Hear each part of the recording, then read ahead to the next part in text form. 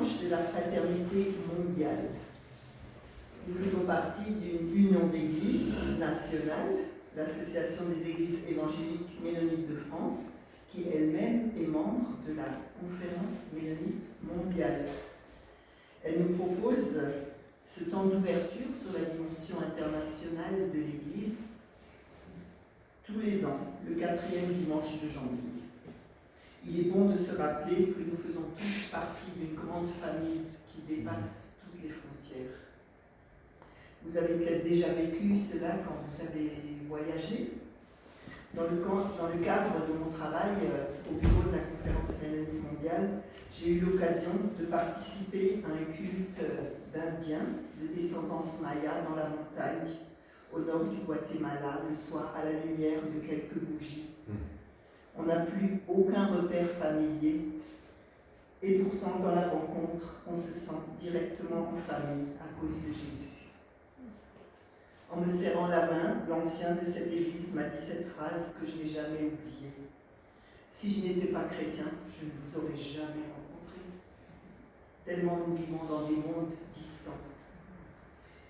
J'ai eu le privilège d'être en contact avec des chrétiens de tous les pays, de tous les continents. C'était toujours avec émotion que j'échangeais des emails avec des frères et sœurs du Panama, du Japon, ou d'Inde ou du Zimbabwe. J'essayais de les imaginer dans leur contexte souvent difficile. Le thème proposé aujourd'hui est suivre Jésus ensemble à travers les frontières. Nous avons la chance de faire partie d'une union mondiale qui organise un grand rassemblement tous les 6 ou 7 ans. L'année prochaine, un tel rassemblement aura lieu à Semarang, en Indonésie, sur ce même thème. Dans une époque où on sent un durcissement des frontières, cela nous fait du bien de nous rappeler que dans tous les pays, nous avons des frères et des sœurs.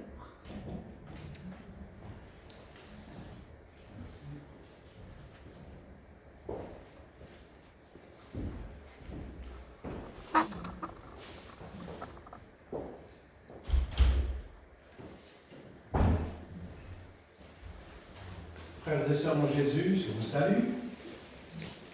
C'est un privilège d'ouvrir la parole de Dieu avec vous. C'est vrai, de tous les pays, on a des frères et des sœurs. Si on était maintenant en Inde du Sud, on aurait tous ôté nos souliers avant de rentrer. Parce que c'est comme ça qu'on respecte le Seigneur, non ?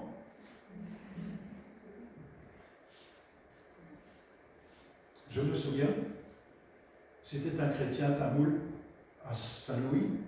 J'ai vu qu'il ôtait ses souliers avant de rentrer. Ça me gênait. Mais c'était lui, sa manière de dire, je vais écouter la parole du Seigneur. On ne vient pas avec des bouts de bête aux pieds quand on va vers le Seigneur. Les sandales, le cuir. Pour lui, mesure d'hygiène 1, 2, respect de Dieu. Pour nous, je ne comprends pas. C'est drôle les coutumes. Je me souviens de cette chrétienne grecque qui disait « Attends, on va prier. » Et elle se signe. Pour moi, c'est un peu de la magie ce truc, hein, non? Mais pour elle, c'est dire « J'appartiens au Seigneur. Jésus, c'est par Jésus que je vais prier. » C'est drôle, hein? Comme les manières de faire peuvent être différentes. On pourrait continuer encore et encore et encore. Mais on va venir vers la parole de Dieu. C'est tellement bon le psaume 27.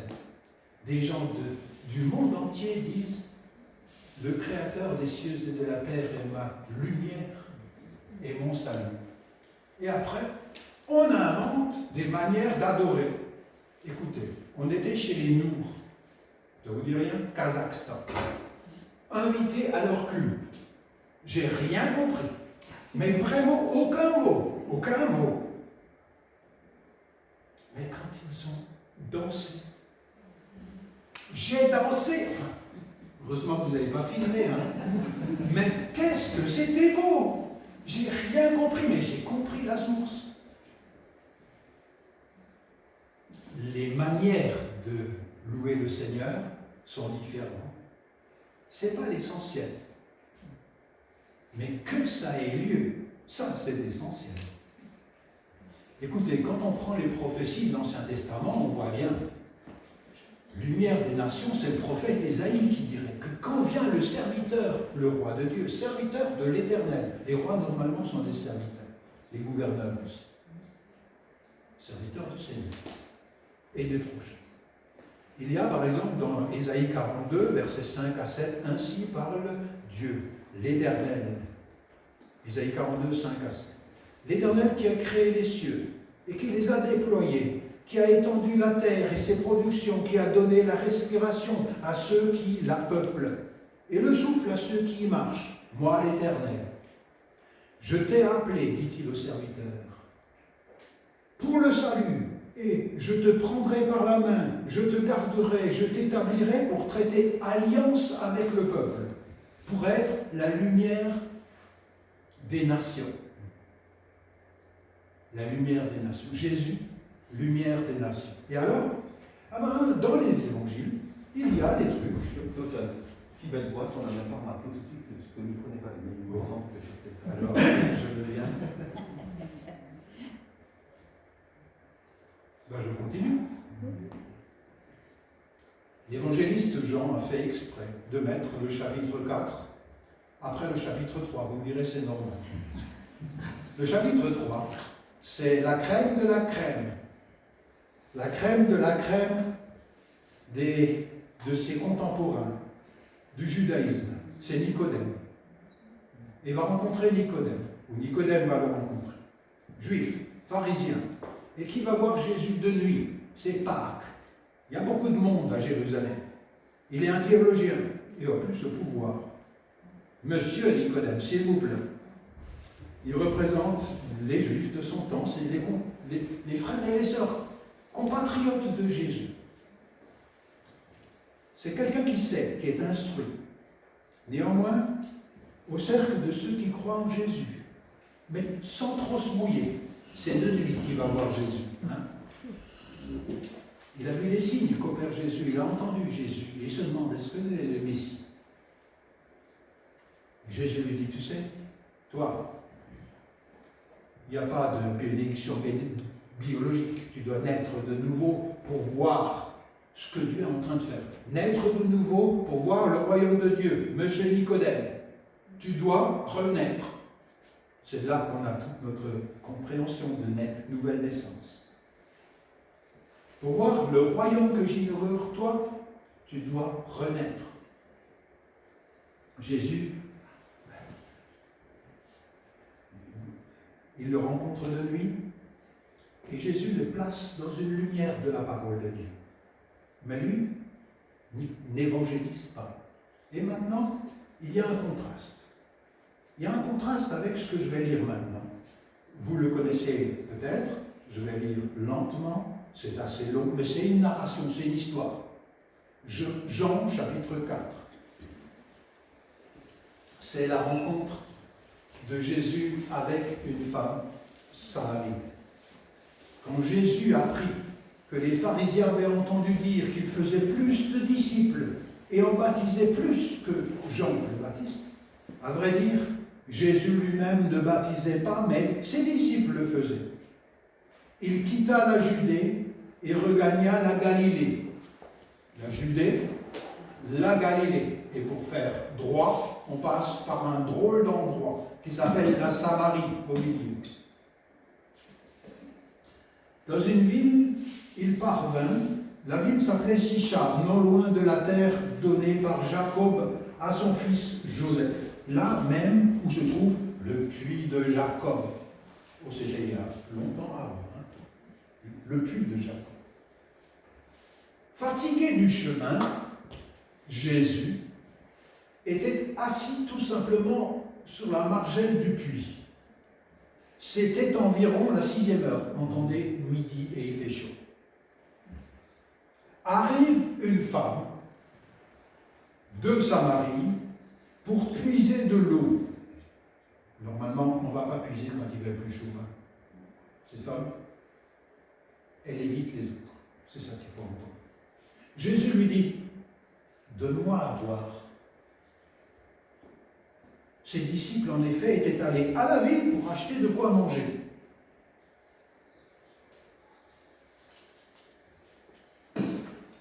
Mais cette femme, cette Samaritaine, lui dit, comment toi, un juif, tu me demandes à moi à boire, une femme samaritaine? C'est double peine, hein? Les Juifs, en effet, ne veulent rien avoir en commun avec les Samaritains. Jésus lui répondit, si tu connaissais le don de Dieu, qui est celui qui te dit, donne-moi à boire, c'est toi qui aurais demandé et il t'aurait lui donné de l'eau vive. La femme lui dit, Seigneur, tu n'as même pas un seau, le puits est profond, d'où la tiens-tu donc, toi, cette eau vive? Serais-tu toi plus grand que notre père Jacob, qui nous a donné le puits et qui lui-même y a bu, ainsi que ses fils et ses bêtes? Jésus lui répondit, quiconque boit de cette eau aura encore soif. Mais celui qui boira de l'eau que je lui donnerai n'aura plus jamais soif. Au contraire, l'eau que je lui donnerai deviendra en lui, en elle, une source jaillissante en vie éternelle. La femme lui dit, Seigneur, donne-moi cette eau pour que je n'ai plus soif et que j'ai plus besoin de venir ici puiser. Jésus lui dit, va, rappelle ton mari, reviens ici. La femme lui répondit, je n'ai pas de mari. Jésus lui dit, tu dis bien, je n'ai pas de mari. Tu en as eu 5. Et l'homme que tu as maintenant n'est même pas ton mari.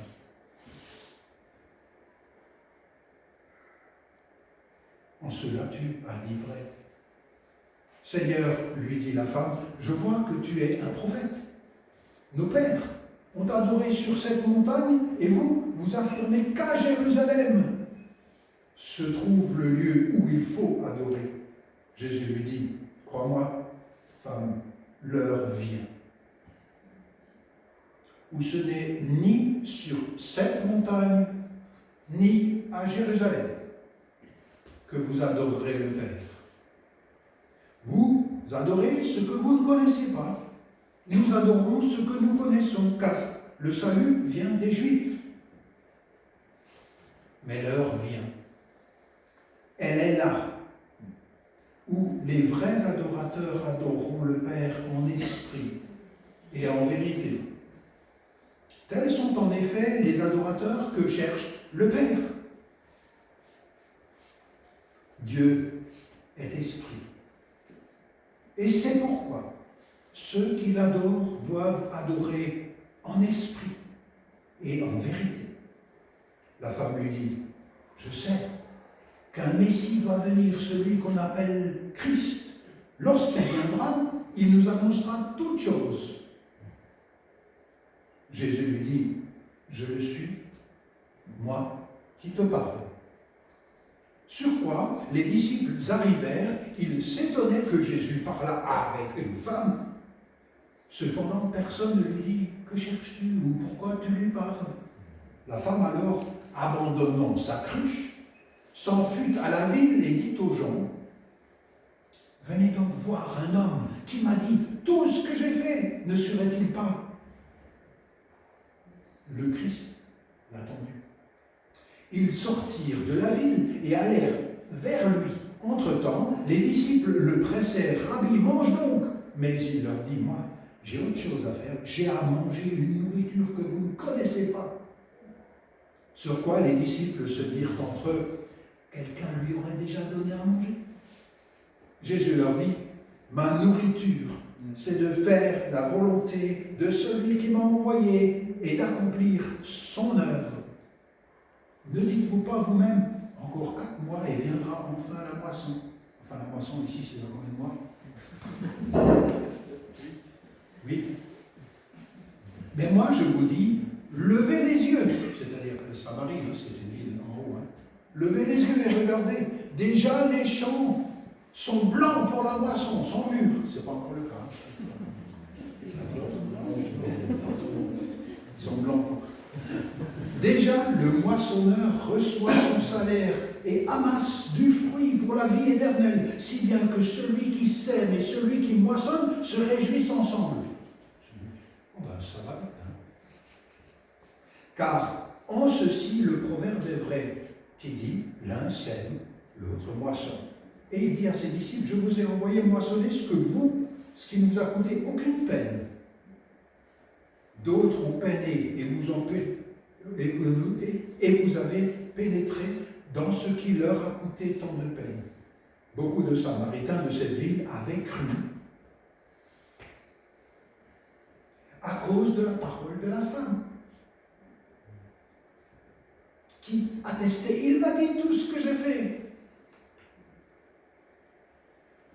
Aussi, lorsqu'ils furent arrivés près de lui, les Samaritains le prirent de demeurer parmi eux.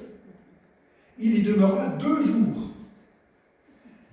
bien plus nombreuses encore. Normalement, j'ai la suite du texte. Pardonnez-moi. Bien plus nombreux encore furent ceux qui crurent à cause de sa parole directe à lui. Et il disait à la femme, c'est plus seulement à cause de tes dires que nous croyons. Nous l'avons entendu nous-mêmes et nous savons qu'il est vraiment le sauveur du monde. Il y a le mot cosmos en grec. Jusqu'à là, la lecture de la parole de Dieu, elle était longue, mais qu'est-ce qu'elle est pleine de richesse. Alors, un certain nombre de choses. Vous vous souvenez le contraste que je vous ai dit, Nicodème et cette femme? Il y en a un, il aurait dû être le premier, mais de nuit. Pas d'évangélisation. Il y en a une, aurait dû être le dernier, la dernière. En effet, les Samaritains, 8 siècles avant Jésus, déportation des Juifs au royaume du Nord, les Babyloniens viennent et ils ramènent quelques-uns de Babylonie et ils laissent quelques pauvres qui s'occupent encore des champs et des vignes.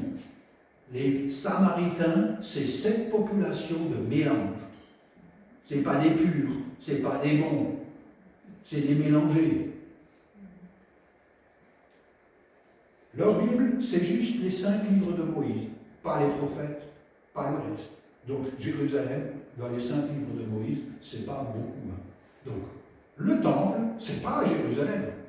Le temple, c'est le mont Garizim, c'est là où ils se réunissent. Ils croyaient en un Dieu, et aux 5 livres de Moïse seulement. Adorés, mais pas à Jérusalem. Sur le mont Garizim, il y a une autre capitale, c'est Sichem.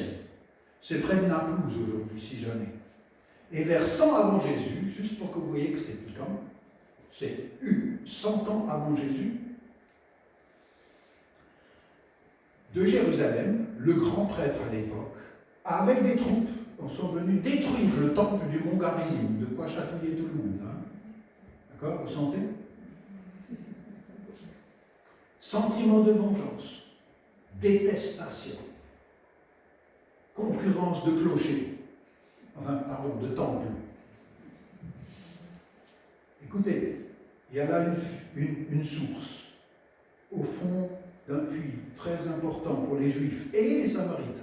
Là même où le patriarche, ça c'est compris dans les 5 livres de Moïse, l'histoire des patriarches, là où un patriarche, Jacob, rencontre une autre femme, Rachel, d'accord, qui avec des péripéties redeviendra sa femme aussi. Et Jacob a puisé pour le troupeau de Rachel. Les deux, Jésus et la Samaritaine, connaissent cette histoire. C'est dans Genèse. Cette femme, elle représente quelque chose pour nous et notre compréhension du peuple international de Dieu. Suivre Jésus, c'est des fois aller dans des endroits où on n'est pas tout à fait à la maison, parce qu'on aime. C'est ça qui est clé, ça qui est capital. Une nouvelle dimension du peuple de Dieu, car Dieu est le sauveur du monde. C'est bien comme ça que ça termine, hein, du cosmos, comme il est dit. Alors, adorer. Adorer par-delà des murs de séparation. Écoutez, c'est le sujet. Jésus, roi, sauveur. C'est déterminant. Comment on le fait? C'est pas le déterminant. C'est culturellement conditionné chez tout le monde, chez nous aussi. Hein. Si tu connaissais le don de Dieu, alors, vous cliquez sur le mot don, qu'est-ce qu'il y a dedans? Si tu connaissais le don de Dieu, c'est qui le don? C'est quoi le don? C'est quoi le don de Dieu? C'est une personne, c'est Jésus. C'est pas juste le pardon. C'est plus que le pardon.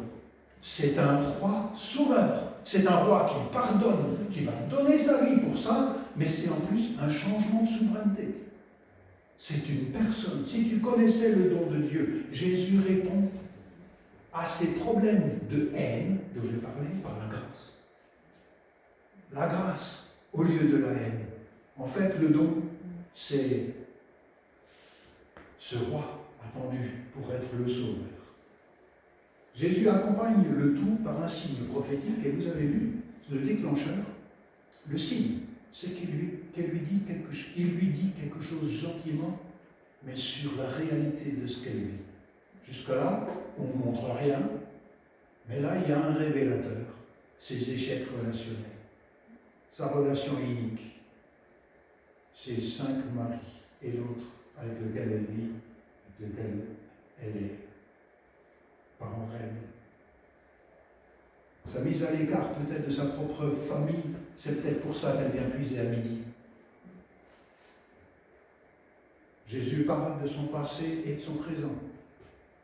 Ça va, ton eau intérieure? Comment est ton eau intérieure? Le tape de Jésus, le doigt sur quelque chose qui ne va pas. Elle sera libre d'y revenir ou non? Jésus n'insiste pas. Jésus respecte la distance après avoir prononcé une vérité sur le réel vécu. Lorsque le nouveau libérateur, un prophète plus grand que Moïse, viendra, ça c'est dans le Pentateuque. L'idée du Messie n'est pas très présente dans le Pentateuque, mais il viendra nouveau Moïse, ça c'est dans le Pentateuque, c'est son attente. C'est pour ça que le mot prophète, Moïse est un prophète. On attend un prophète sauveur, c'est ça, il nous dira ça. Remarquez, on n'insiste pas sur le péché. Plus tard, elle va le reconnaître. Mais il ne dit pas d'abord tu dois te repentir. D'abord, il y a une proposition de grâce de Dieu qui la rencontre dans la réalité. Elle reconnaît sa soif. Donne-moi de cette eau. Pure, jaillissante, jusque dans la vie éternelle. Et tu n'auras alors plus jamais soif. C'est quand même une certaine permanence là qui est troublante. Hein. Ça va jaillir en vous. Celle que je vous donne va jaillir en vous jusque dans... C'est une permanence. Même quand ça ira peut-être mal, même quand elle rencontrera de nouvelles difficultés, mais elle sera orientée. Mais ce qui va se passer ce qui va se passer en elle, en toi, elle va jaillir, eh bien, ça l'interpelle. Quelle promesse associée à Jésus, le Messie? En fait, les Samaritains attendaient comme promis un nouveau prophète. Dois-je alors venir dans ta religion, Jésus? Et c'est pour ça qu'il dit, tu vas me forcer à aller à Jérusalem? Tu vas me forcer à aller à Jérusalem? Vous vous souvenez, on a même chanté de Sion. De Sion quoi? Pardon, je me souviens plus bien. Mémoire. De Sion, nous adorons le Seigneur des cieux et de la terre. Est-ce qu'on est obligé d'aller à Sion? Pour celui qui l'a fait, oui, mais ce n'est pas exclusif de Sion. Oui, de Sion aussi. Oui, de Mongarizim aussi. Mais pas que de là. Et le problème, c'est qu'avec nos dénominations, avec nos manières culturelles de faire, avec nos lieux sacrés, nous essayons de faire de l'exclusivisme. C'est ça le problème. Ça, c'est une maladie.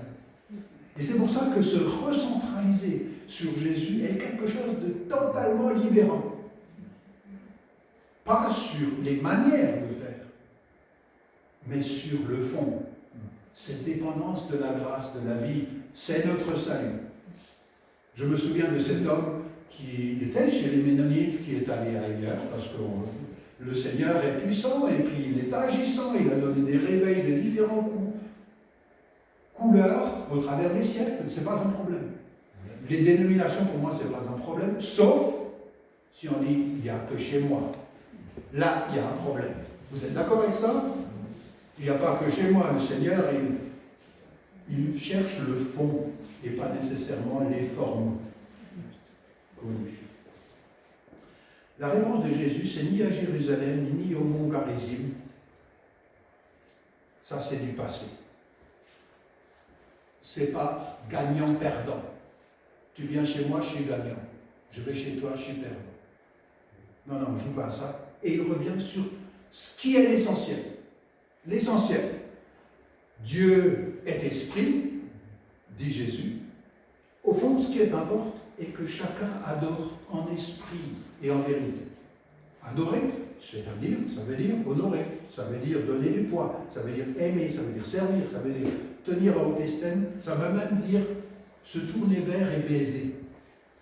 En étymologie, adorer. Enfin, on comprend ce que c'est. Une conviction, c'est que le Père cherche, et là c'est intéressant, Jésus introduit le Père, Samaritaine, ma sœur dans l'humanité, le Père, notre Père, et il accepte ça. Notre Père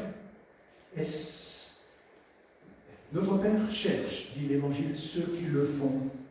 Peu importe le lieu, ça c'est révolutionnaire. Peu importe la forme, ça c'est révolutionnaire. Jésus est la source de l'esprit. Il est le prototype de la vérité. Notez, Jésus n'est pas le centre de l'adoration ici. Ici, c'est le Père. Il est le moyen de l'adoration du Père, par lequel le Père trouve les véritables adorateurs dans toutes les nations. Et je me souviens donc de cet homme qui était un pasteur, qui était d'origine ménonite, et puis il est venu avec, je ne sais pas si c'était au Zimbabwe ou si c'était au Kazakhstan, ou peu importe où, et il voit la frénésie des populations locales touchées par cette même source de la vie, et il dit, elle est belle l'église ménonite aujourd'hui internationale. Comment dire, dans une dénomination, vous ne pouvez pas garantir que le vin du Seigneur ne se transforme pas en vinaigre. Aucune dénomination ne peut garantir ça. Aucune. C'est vrai. Mais si Jésus, comme source de la vie, Sauveur et Seigneur du monde, est aimé, alors peu importe le label dénominationnel, il fait bon y être et goûter un petit peu à la dimension internationale, être le témoin de la joie que donne l'appartenant. Le Seigneur est mon salut et ma lumière, ça peut se conjuguer de toutes sortes de manières différentes. En esprit, en vérité, la Bible du Semeur traduit par l'Esprit, envoyé par Jésus, par le Père et le Fils, et en vérité. J'aime bien, pour moi, dire que ça correspond aussi dans l'esprit, dans la profondeur, et en même temps par l'Esprit de Dieu. Et la vérité, c'est-à-dire dans la réalité. Est-ce que cette femme, sa vie sera transformée d'un point de vue conjugal? Ou elle sera juste pardonnée? C'est quand même une question, hein. Qu'est-ce qui commence à partir de là? Une réorientation de la vie. Je prie pour elle qu'elle trouve un partenaire de vie qui deviendra son mari, qui sera aimant et qu'elle sera aimante. Vous savez bien, c'est des conditions pour que ça dure dans la qualité. Mais avec Jésus, il y a à la fois le pardon et la réorientation en esprit et en vérité. Il établit cette conviction à être enfant de Dieu et refléter ce que c'est qu'être enfant de Dieu. En somme, le vrai temple, c'est là où on adore le Père, où le Christ, sa parole et son esprit habitent, c'est nulle part ailleurs. Mais c'est partout ailleurs où ça a lieu. Nous aimons la communion de votre Église parce qu'il y a cette centralité, elle est claire. Pas vrai, mes frères et mes sœurs? Peu importe d'où on vient, avec nos traditions et nos habitudes, et les coloris et les envies de faire ceci comme ci ou comme cela, pourvu que le cœur soit clair. Quand le cœur est clair, eh bien tout converge. C'est la nouvelle création du Seigneur. Et elle jaillit jusque dans la vie éternelle. C'est une force. Il nous accompagne dans ce projet. Donc, Jésus donne l'esprit de vie. C'est l'eau que je lui donnerai, c'est l'esprit de vie, l'esprit de Jésus, qui permet la vraie adoration en esprit. Ce n'est pas un Dieu lointain, mais une communion qui jaillit de l'intérieur même de la personne, un jaillissement né du fait d'être. Vous savez, on peut être honnête avec soi-même, ce que la Samaritaine ne faisait pas au début. Honnête, c'est Jésus qui a dû le révéler, d'accord? On ne peut être honnête avec soi-même que quand on est aimé. Quand on est aimé, on s'ouvre à la lumière de la réalité.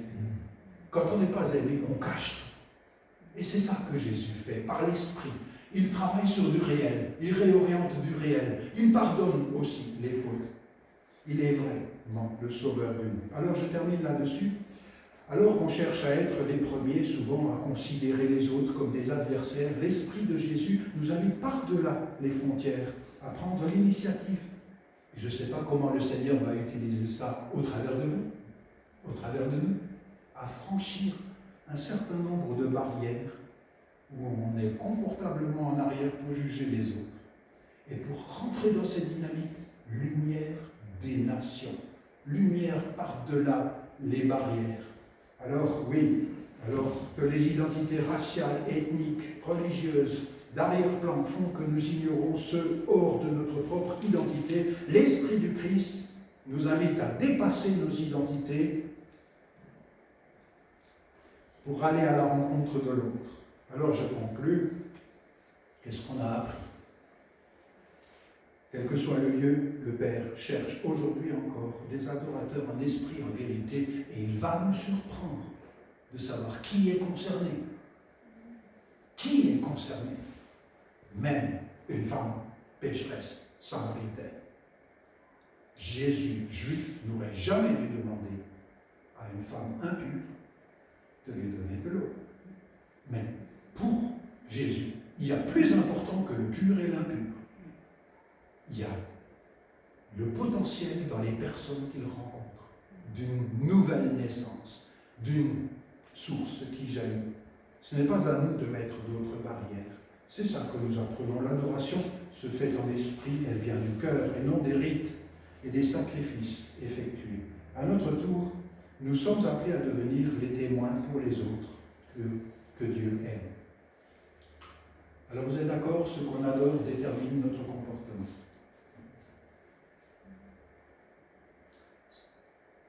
Si nous étions chez les Ouïghours du Kazakhstan, on vous fait asseoir par terre, pas de chaise. Et puis, si vous êtes un frère, une sœur, et que vous êtes un pasteur, on vous donne du gras. Mais vraiment de la graisse. Parce que pour eux, c'est vous honorer. Alors tu manges ou tu ne manges pas, mais peu importe. Ça, vous le découvrez. Si vous êtes avec des Allemands, vous avez aussi un regard, et sur lequel le Seigneur demandera de travailler, parce que nous vivons sur une des cicatrices des guerres mondiales ici. Et ce n'est pas tout à fait fini. C'est vrai? Chez moi aussi. Si vous êtes avec des Palestiniens et des Juifs, et puis que vous célébrez le Seigneur Jésus, vous travaillez sur du réel. Cette histoire de la Samaritaine et des Juifs, c'est pas fini. Et puis toi, tu te souviens de ton peuple, ce qu'il a fait à mon peuple, et puis toi, tu m'as pris les terres, et puis toi, tu m'as maltraité, et toi, tu étais du côté des nazis, etc. C'est pas fini cette histoire. Mais que l'Esprit de Dieu qui crée des frères et des sœurs là où on ne peut pas l'imaginer, nous accompagne encore. Alors, nous sommes un peuple culturel. Voilà, nos traditions, nos langues, nos habitudes de faire sont des moyens par lesquels nous comprenons Dieu et adorons Dieu. Mais elles peuvent aussi ancrer des regards. Elles sont confortables pour nous. Ce n'est pas les seules manières d'adorer Dieu. Et quand on a le privilège de faire partie d'un réseau mondial, on découvre en différents continents des manières de faire et ça fait du bien. Adorer avec des rites et des ethnies aux cultures différentes, c'est fascinant. Dieu, Jésus, est le sauveur du monde. Que Dieu bénisse la réception de sa parole. Amen.